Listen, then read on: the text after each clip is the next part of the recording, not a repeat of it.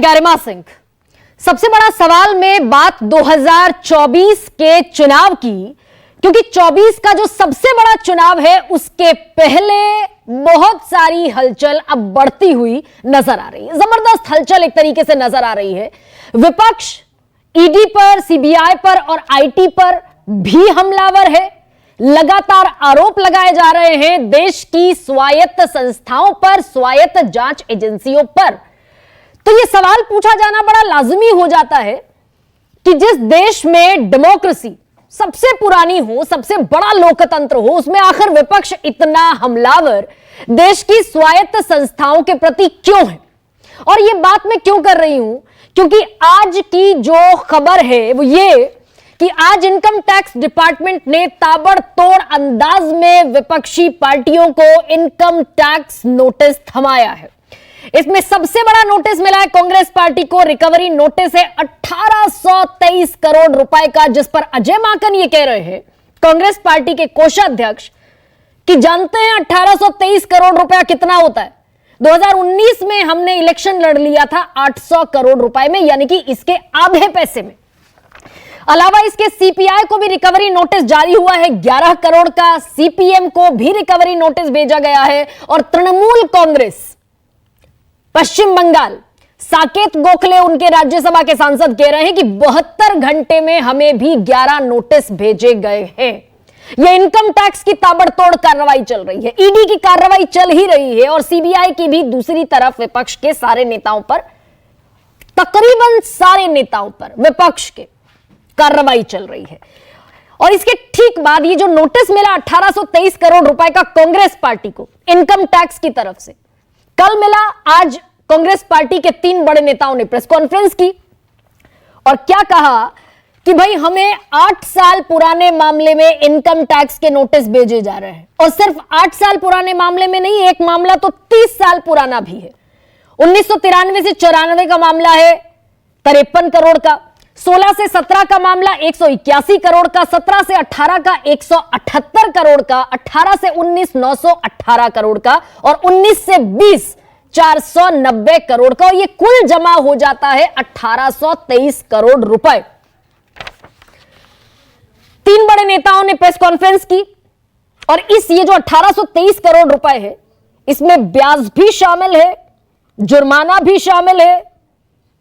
अब कांग्रेस ये आरोप लगा रही है कि पहले तो हमारे खाते सीज कर दिए, हमारे खातों से विड्रॉल कर रहा है इनकम टैक्स डिपार्टमेंट, सीज कर दिए खाते युवा कांग्रेस के भी, हम पाई पाई को मोहताज हो गए। 21 मार्च को यह आरोप लगाया था कांग्रेस पार्टी ने।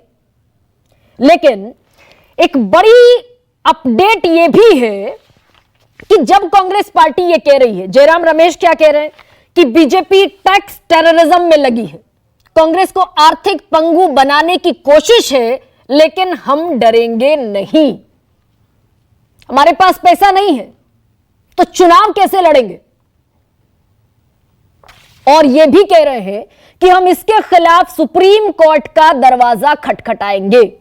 लेकिन ठीक इसी समय यह भी मैं आपको बता दूं कि कल ही हाईकोर्ट से कांग्रेस पार्टी को एक बड़ा झटका लग चुका है इसी टैक्स असेसमेंट के मामले में।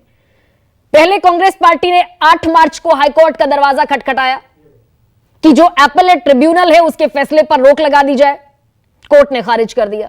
फिर 13 मार्च को कोर्ट ने कहा कि 2021 में भी आपको नोटिस मिला, 23 में भी नोटिस मिला, अब जाकर आप नींद से जागे, तब याचिका खारिज कर दी। 25 मार्च को एक और असेसमेंट केस की याचिका खारिज कर दी गई और कल भी 28 मार्च को असेसमेंट की याचिका यह कहते हुए खारिज की हाईकोर्ट ने कि जो खाते हैं कांग्रेस पार्टी के, उनमें बेनामी लेन देन पाया गया है और इनकम टैक्स के अधिकारियों के पास पुख्ता सबूत है एक्शन लेने के, और इसीलिए एक्शन लिया गया है। अब इसके खिलाफ सुप्रीम कोर्ट जाने की बात कांग्रेस पार्टी कर रही है और साथ साथ यह भी कह रही है कि भाई जिस हिसाब से हमसे ब्याज और जुर्माना वसूला है, हमने तो मात्र 14 लाख रुपए का कैश चंदा लिया था, हमारे खाते खोल दिए 1994 तक के, 30 साल पुराने। उस हिसाब से तो बीजेपी पर भी 4600 करोड़ का चंदा बनता है, 4600 करोड़ का जुर्माना, माफ कीजिएगा।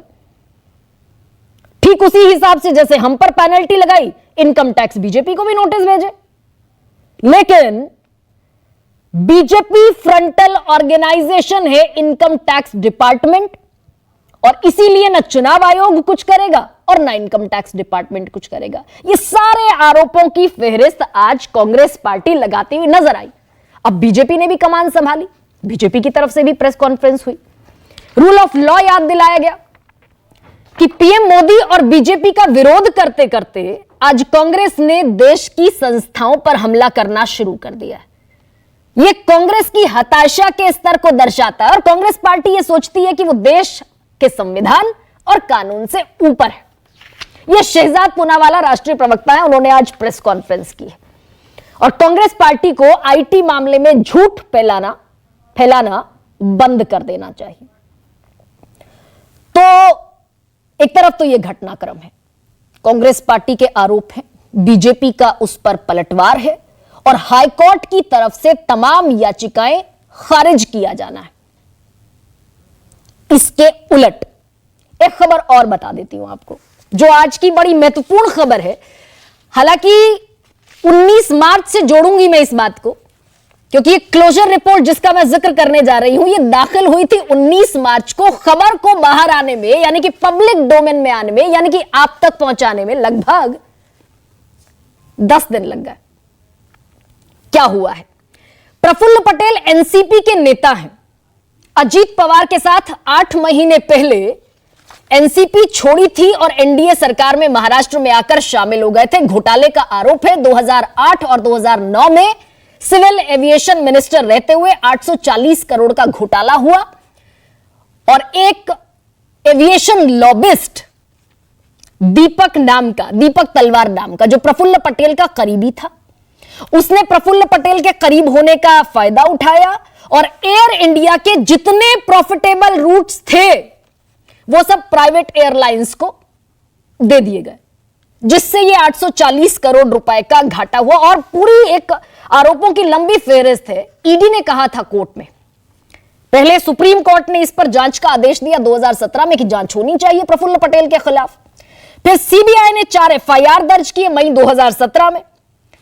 फिर 2019 में ये जो दीपक तलवार नाम का एविएशन लॉबिस्ट था, ये दुबई में मौजूद था।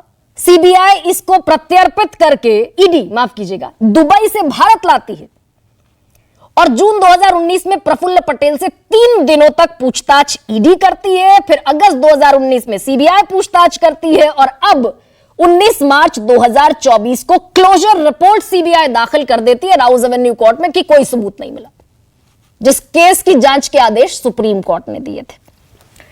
तो सवाल क्या जायज हो जाता है उठाना, पूछना, या फिर ये सब भ्रष्टाचारियों के खिलाफ कार्रवाई जायज है, होनी चाहिए, सारे भ्रष्टाचारी जेल की सलाखों के पीछे होने चाहिए?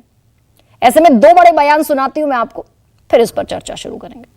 कल शाम को इन्होंने डिमांड रेज किया जब इलेक्शन नोटिफाई हो गया है। क्यों? क्या इससे पहले 5 साल कभी भी ये लोग डिमांड रेज नहीं कर सकते थे? अब क्यों डिमांड रेज कर रहे हैं? तो ये सारी की सारी बातें बड़ी स्पष्ट ये बताती हैं कि कैसे इनकम टैक्स आंख बंद करके एक तरफा बीजेपी की कमियां उनको नजर नहीं आ रही, उनके 4600 की पेनल्टी उनकी नजर नहीं आ रही, जो एकदम साफ स्पष्ट नजर आता है। कांग्रेस पार्टी को लगता है कि वो संविधान और देश के कानून के ऊपर है और उनको लगता है कि मैं टैक्स की चोरी करूं, फिर झूठ बोलूं और विक्टिम बनूं। इस प्रकार की प्रक्रिया अपनाकर जो आम आदमी को तो टैक्स भरना पड़ता है, पर कांग्रेस पार्टी अपने आप को स्पेशल वीवीआईपी कैटेगरी में रखती है। तो टैक्स की चोरी करने के बाद जब पकड़ी गई चोरी, तब उनको टैक्स नहीं भरना है। तो ऐसे में आपके सामने मैं रखती हूं आज का सबसे बड़ा सवाल। पार्टियों के टैक्स में घोटाला या फिर सब गड़बड़ झाला, और विपक्ष पर जांच एजेंसी की नकेल 2024 में बदलेगा खेल।